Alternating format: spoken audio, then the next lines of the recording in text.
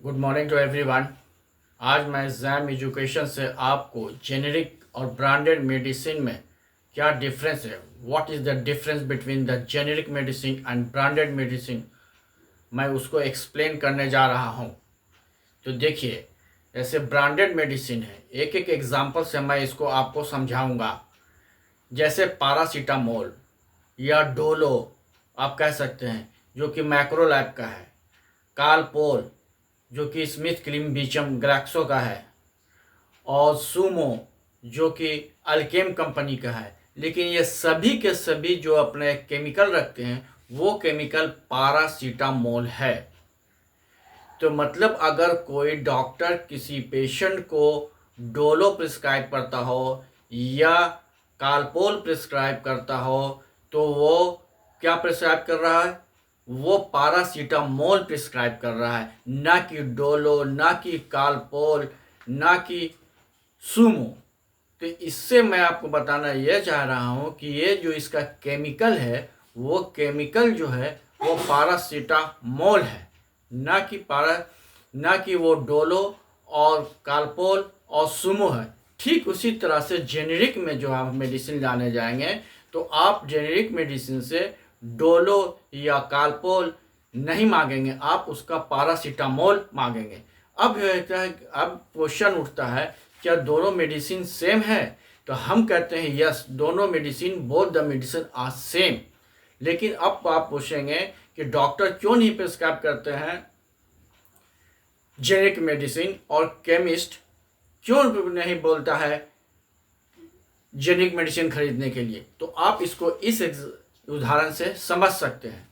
एक जो branded company है वो कंपनी को मेडिसिन बनाने का खर्च, उसके बाद मार्केटिंग का कॉस्ट, मार्केटिंग में एरिया मैनेजर, मेडिकल रिप्रेजेंटेटिव और regional manager, zonal manager, doctor को टाइम टू टाइम गिफ्ट देना, अपनी कंपनी के दवा को प्रिस्क्राइब कराना, और केमिस्ट को समय समय गिफ्ट देना ताकि वो उसके कंपनी को के दवा को प्रमोट कर सके।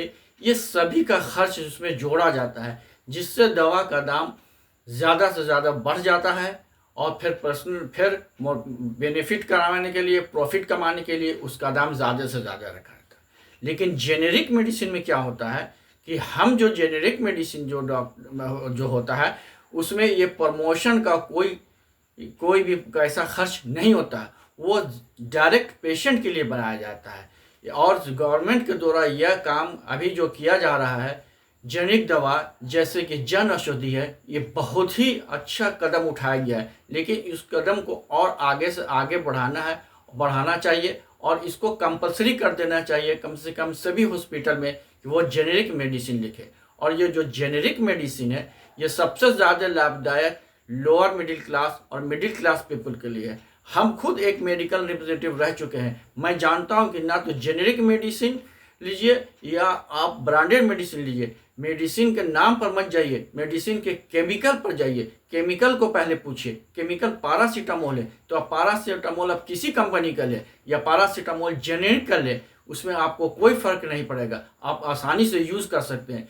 तो ये सरकार के द्वारा उठाया गया सबसे सराहनीय कदम है, और मैं तो कहूँगा कि ज़्यादा से ज़्यादा लोग जेनेरिक मेडिसिन को यूज़ करें। इसमें जो आपको केमिस्ट या डॉक्टर मना करते हैं वो अपना पर्सनल बेनिफिट के लिए आपको मना करते हैं कि इस दवा का यूज़ मत कीजिए, बल्कि मैं कहता हूँ दोनों के एफिकेसी में कोई भी फ़र्क नहीं होता है। अगर फ़र्क होता भी होगा तो 5 से 10%, वो तो हर कंपनी के ब्रांड में भी 5 से 10% फ़र्क आ सकता है। इसी के साथ मैं आप सभी से कहना यह चाहता हूं कि ब्रांडेड मेडिसिन और जेनेरिक मेडिसिन में अगर आपको जेनेरिक मेडिसिन मिल रहा है तो आप इजी जेनेरिक मेडिसिन को यूज़ करें, और मैं खुद इसको जेनेरिक मेडिसिन को यूज़ कर रहा हूं। आप डॉक्टर के भरमाने या केमिस्ट के बोलने पर मत जाइए, आप केमिकल देखिए और उसको यूज़ कीजिए।